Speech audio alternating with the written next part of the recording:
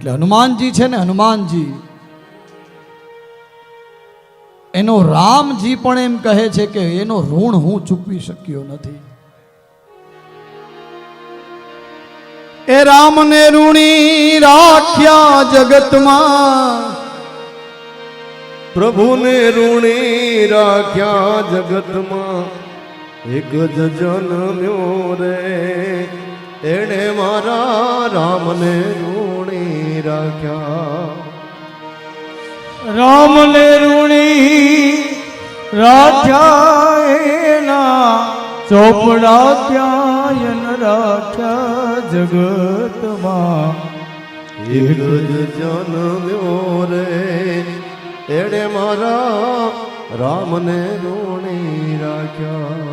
છેલ્લે તો હનુમાનજીએ અયોધ્યામાં પછી એમ કહેવાય છે કે છાતી ચીરી અને રામ અને સીતાને અંદર પોતાના હૃદયમાં બતાવી દીધા.